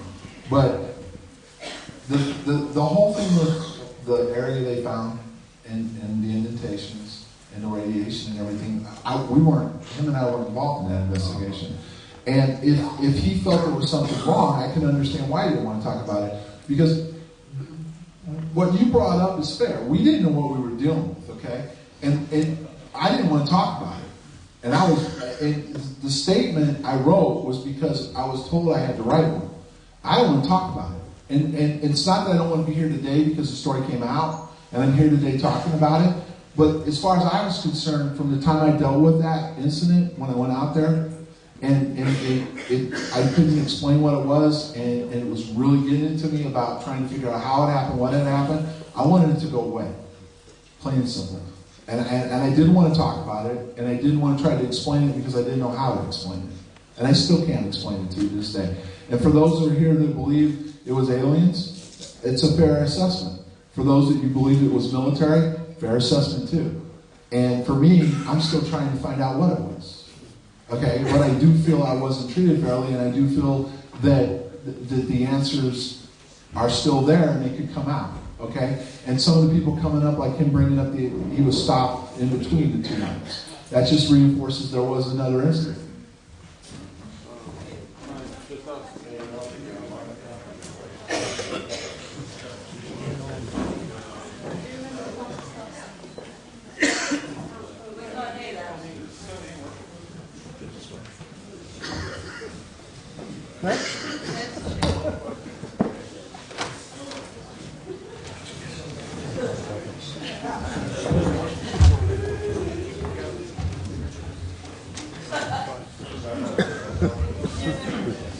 Hello? Okay. Do you remember the plaster cast that you had? Well, when Colonel Hart came over in 1996, I did a lecture him up in Manchester. He had one of your plaster casts in a shopping bag, just a plastic shopping bag. He was just carrying it around town. And if they were that precious and that, you know, and they were what you actually took, what was he carrying it around in a plastic shopping bag? I don't know. I didn't know he was doing that. Well, Well, you're going to have to ask Colonel Hall that. I gave you that like for safeguarding. So I really have a problem with that. What year was that? Oh, we're going to call Chucky maybe up about that. No, I gave that to him. No, I got the other ones. I said, you know, put away in storage so they don't get wet and stuff. Well, he had it in a science or something. Can you tell us exactly when your investigators were first given this download binary code information? In other words, you were investigated straight away after the incident. It wasn't given at all because of tampering with the story. A false story was generated. So when did the American... First week in February was the actual sodium pentothal at OSI building. That's on tape. So you gave them that binary information there at that point? I have no idea. But you think they probably got hold of that information at that point? I don't know. I mean, they did give me wrong locations and other things. So they did see that book that you had written all that information in? No, they didn't know I had that book. Oh, so when did you actually reveal that book to OSI? Yeah. I'm telling you what, I got pulled in that Monday morning, scared to death. I said, no, I'm not going to tell them about that. I'm not going to tell them about plastic cats. They can do their own investigations. I'm so good at it. And then in February, first week of February, we got back down to OSI building and got the sodium pentothal. You know what? No way I'm going to give them anything. All they had to do was ask, probably, and I would have revealed it.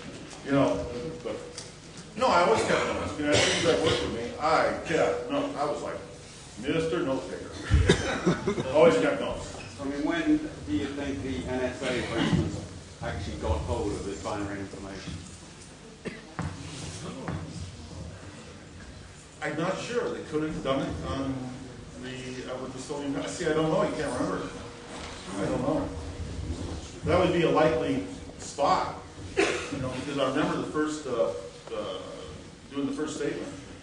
I was scared, but you know, I remember it quite clearly. But I think it would have to be done with the sodium pentothal. You know, I freely said, okay, that's a good idea. Sodium pentothal. You guys are not sure about all the facts. You don't know what's going on. You know the truth. Yeah, okay. I'm okay with that. They'll go ahead and just put this thing away because I'm thinking like he is. I want this to go away. You know, I don't want to have to deal with it. But did that answer your question? Or okay. I've just got a couple of questions for Jim. They're not questions about extraterrestrials or time travel or conspiracy theories. It's very human questions, really. Like you said yourself, John, that you never volunteered for this to happen to you. It wasn't something you wanted necessarily. It just happened. Now, since that time, I guess you guys are no longer treated like normal people. Like just tonight, you can see some people treat you like rock stars. They want your autographs and pictures taken with you. Some people think you're weird and you're crazy and treat you very cynically. You're no longer normal people, if you like, after this happens. I've got two, well, you are normal people, but you're not treated like normal people anymore. The very fact you're up on stage. I want to know two things, really. How has it changed you, and do you ever wish it hadn't happened to you? Yes, I had a choice that a couple days before. Jim, do you want to work the Christmas schedule, or do you want to work the New Year's schedule? I spent 8 seconds maybe to make that decision. The worst decision I ever made in my life. Oh, I'll work Christmas. That changed my life. It's a life-changing event for sure, especially when everything stops and you can't talk about it. And you have other people in the Air Force at different assignments coming up to you saying, hey, weren't you the Penniston at Denmark? Nope. Nope, can't talk about it, don't anyone touch it. Classified. Yeah, I got that. Do we like the limelight? Absolutely not. This is not about us. This is not about us. This is about a story, a situation that happened on your soil that you should be very, very concerned about.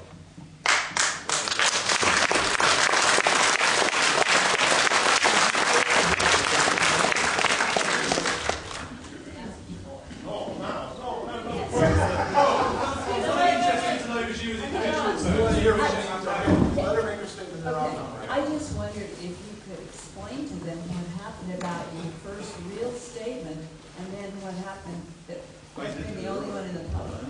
Because that seems so important right now.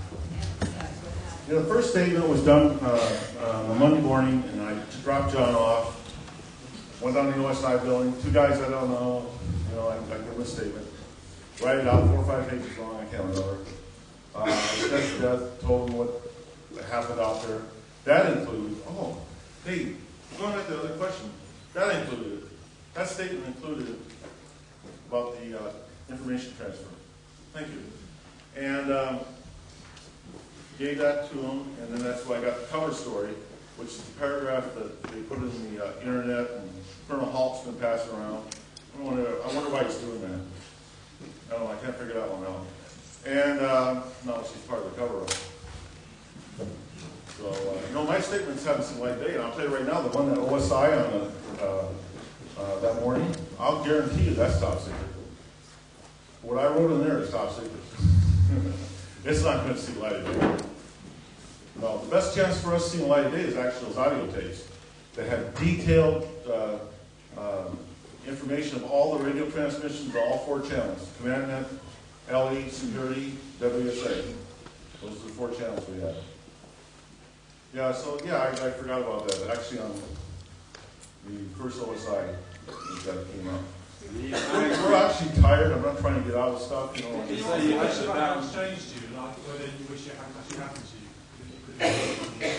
you. I wish it was somebody else. Yeah. Did you have the download, you say, when you were touching these symbols? Yeah, it could be coincident. I don't know. I'm not saying I initiated. I'm just saying that happened while I was there. As far as having someone else happen to, anybody but me. But the situation that was going on there, I was very comfortable with at the base. I thought it was a downed aircraft, or at least I was trying to talk myself into it. And Sergeant Stephan says, "That's not a downed aircraft, it landed." I'm looking at another guy 15 years and I go, "That ain't right." That ain't right. That don't make sense. So I called on a direct line to CSC, and that is confirmed by radar. We lost contact over Woodbridge, 15 minutes ago. A bogey of unknown origin. Doesn't have a transponder, but that's military aircraft. None of them do it, So that was a big deal. That meant we lost the aircraft, or maybe a neighboring aircraft. We don't know. So I'm now getting the crash kit out. I'm thinking about nothing but dead bodies. Have to recover them. Because I haven't seen one. We lost 26 pilots there while I was there. 26 dead pilots. Wrong move with the A-10s, the cat. One turn, drop in the sea. They named streets after them at Bellwaters. They ran out the streets. Okay, Colonel Thompson was done at an air show, I think, though. But, it's great.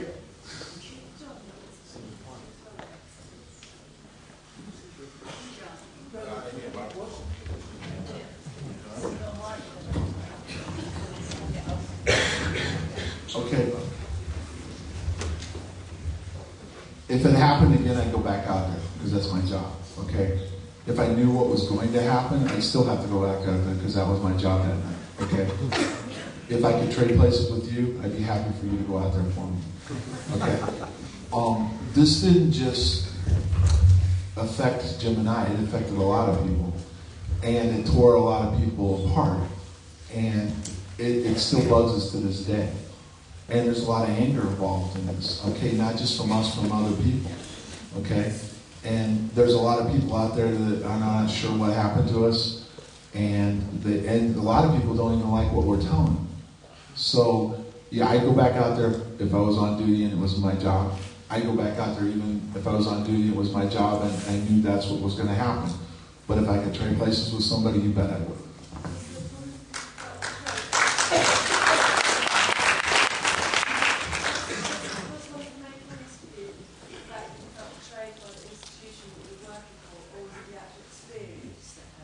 I think it's both. I mean, I don't understand what happened to me, and I can't explain it. Okay?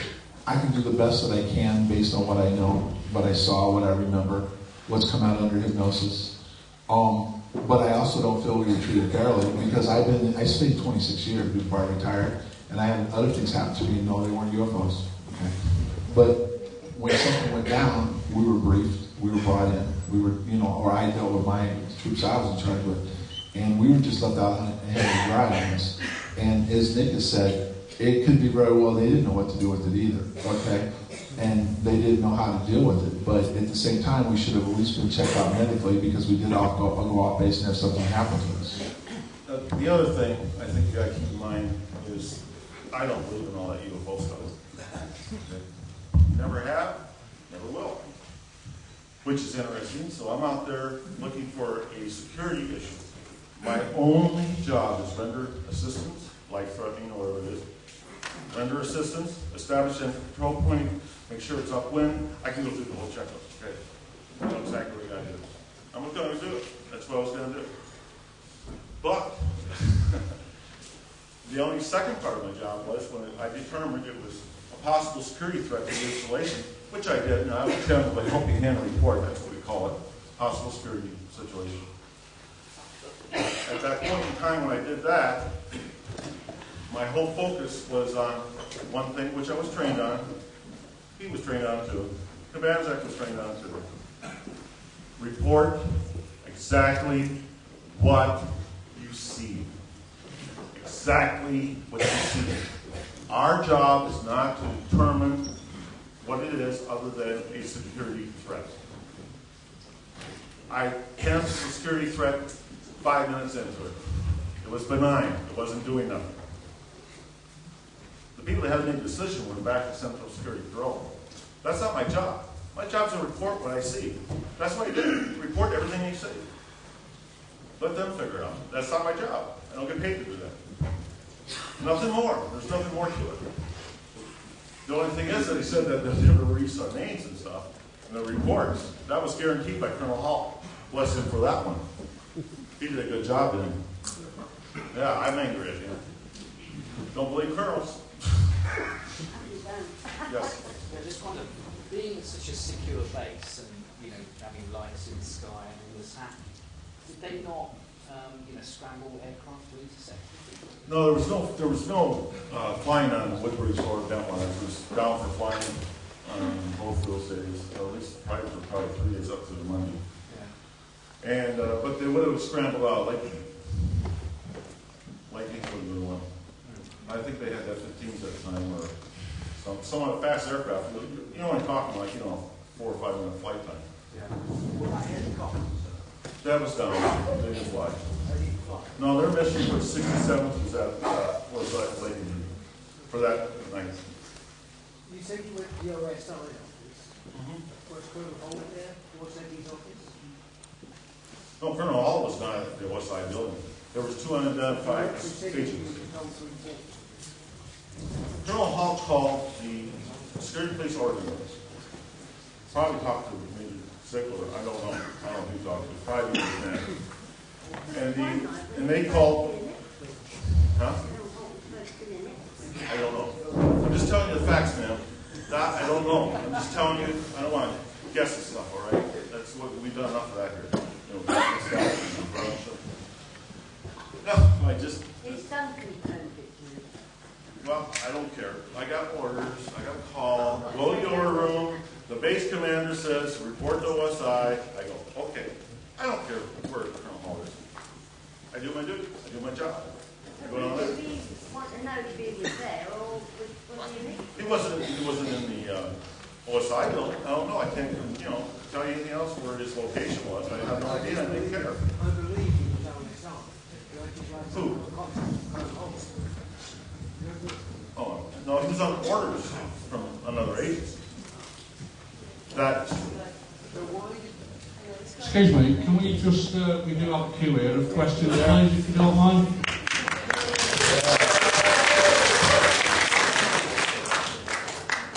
Well, good evening, everybody, for coming, and that means all of you out there, because without... Closer to your mouth, please. Sorry? Closer to...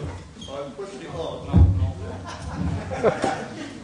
I'll talk without it if you like. Okay. Yes, thanks everybody for coming.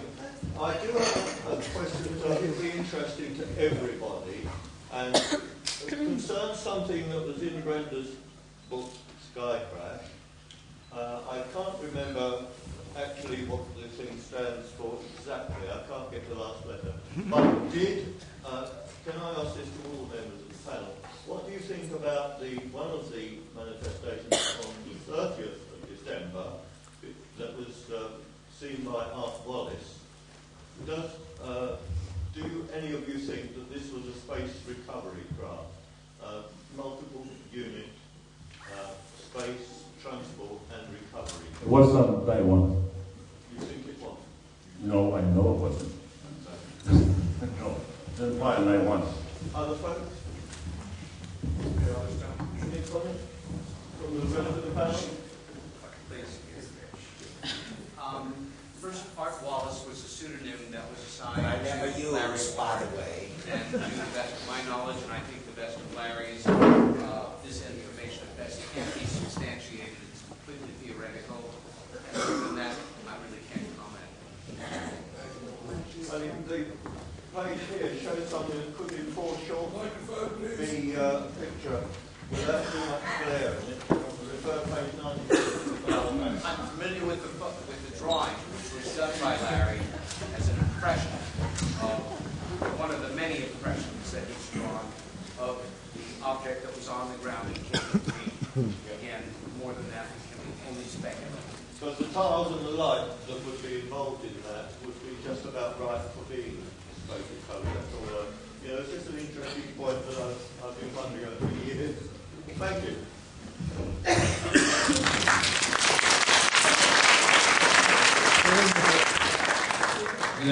Well, firstly, I come from a bunch of people that have been coming down the forest now for about 16 years, is it now, Al? So this is kind of important to some people here, yeah? I dare say it is everyone, but there's a lot of people put a lot of time in it coming down. Anyway, two parts to the question. Firstly, Nick, with regards to the radar being switched off. I mean, there's a joke you know as well as I do. Yeah. I mean, I think it was Gary. Is if he's still here? Yeah. Yeah, said there was no hope of that. A lot of offensives aren't done at that time of year, aren't they? Yeah. So the chances of it being switched off are very unlikely anyway, yeah? But anyway, the Cold War impossible. there was no way they were going to be switched off. I mean, no one really does believe that anyway.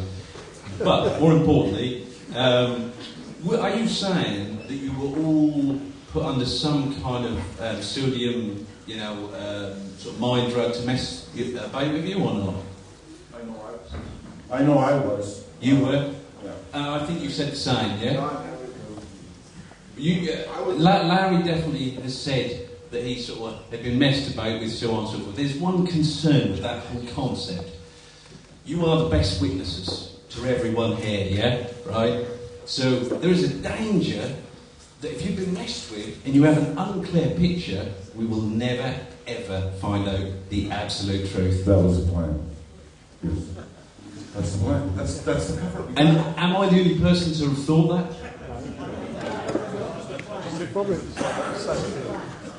But that's the thing, we never will. You've come here, we're hoped we would find out a little something, but all you've come here and said is, I'm not clear. Well, a lot of it's like that, but I'll say this about the codes. I mean, they were done the day after the incident. They were verified with the hypnosis in '94. And then what's in them? Does it give us any answers though? I've had hypnosis done myself. And the thing, as we all know, you're perfectly awake. Yeah, you can snap out of it whenever you like. Well, when I've been under hypnosis, they will tell you if you want to come out of it, you can come out of it. Yeah, so you are completely conscious. I don't remember the hypnosis. I had to watch the tape. But this is the thing. A lot of what we've seen here tonight is like under hypnosis, which is at best maybe. You'd appreciate that, yeah? Yeah, you got to stop and think that there was containment procedures for that. Yeah, you're right. Yeah. That's so the overall concept is no one will ever find out. Well, yeah. That's almost true. Here's something that I'll bring up to that. Okay. First of all, I wasn't aware of the codes. I didn't see them written down until October, and it was in his original notebook, and I looked it over. That's the first time I'd seen the notebook. And there's something to them. Okay. Now, when it gets released on Thursday, and it'll be all over the internet and everything, it'll be up to you to decide. But if the fact that I didn't understand binary codes, and we didn't attack about that, but I didn't know anything about binary codes right up until I was told that they were looked at, and this is what they said. And from what I've been told, and I'm telling you this not because I'm an expert, but these are legit things that happen, and they mean something. And the fact that these codes... Excuse me. they mean something, okay? And the thing is that once it comes out, it may help clear up a few things. It may not. There's no secrets with this. What we're trying to do is we want to get the paper verified for you, as part of it, and with the ink, so you know the correct timeline when that came out, what's written down. We want all that put in there as one package, because believe us, one thing we have learned about Rendlesham, in 30 years of it, we're skeptics and questions how to handle it. And that's how you handle it. You put all the evidence out and you lay it out. That's how you do it. But I'm not doubting what. No, it's okay, but if somebody else could, you put it all out. This person over here will pick one little bit of it. We put it all They'll out. find out real next week, won't they? Well, with the testing of the paper, no, that won't be out yet. You guys said you weren't trying to kind of have a opinion about it, just it's a report of facts. Do you have an opinion of what it was? We have an opinion of it. It's not. Okay? It's not an aircraft that was built by the Soviets. Warsaw Pact, United States, or any prototype aircraft that's in the sunset. The capability of it, the technology, was no fuel compartments, no exhaust, no intake, solid black in color, and no sound generation of takeoff with no air displacement. Impossible. Without white glass. There's nothing today that fly with no noise like that at that speed. So you go out whatever you want. I'm saying it's not one of the James Book of known aircraft, or it's something that's sitting in Area 51. And that's all that is, by the way, is extraordinary aircraft, by the way. There's nothing else there. So. Why these are not new? If it's so important, why the History Channel and not regular news? Because we actually want to control the information that goes out. We've been hurt in the past with it, so we want to make sure that we control and put out a rational manner. Please, can I just say, if there's any questions, can you please come and use the mic so everybody at the back can actually hear what is being asked? Okay, I have a question for Tom Burroughs. It's been reported that you actually walked up to the craft and actually rode along on it. Is that correct?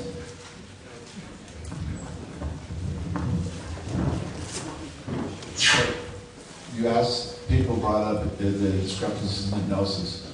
I remember getting close to something twice, okay? And then I can't answer for sure what happened at that point. And I've been clear about that from day one. When the story broke and I've been asked. Okay, under hypnosis, it says that something did happen. It's what, you actually got on the thing and were carried along? No, I went into something, and that whatever it was, I went into. You actually lost time? Do you think you were abducted at that point? See, you want me to say I was abducted, and I don't know. I don't know. Did you lose a large chunk of time? Both from the first night we were told they had lost radio contact for 45 minutes. Okay? And on the third night, there was no report of lost radio contact. But what I can tell you, what I remember, is especially on the third night, I was getting close to something, and then whatever it was gone, and I turned around, and everyone was behind me, and I don't know how I got that a little bit further, and I couldn't understand where it went. Because it was like I was here in front of him, and then it was gone. Okay? And that's some of what I'm trying to explain to you guys. You don't have to like it, but I can't explain how it happened. I don't know why it happened, and I can't honestly tell you what it was. And I'd like to know. And if the government doesn't know, then they can say that. But obviously there's ramifications with that too. But the point being is I honestly don't know for sure. And I don't have a problem with people not liking the hypnosis.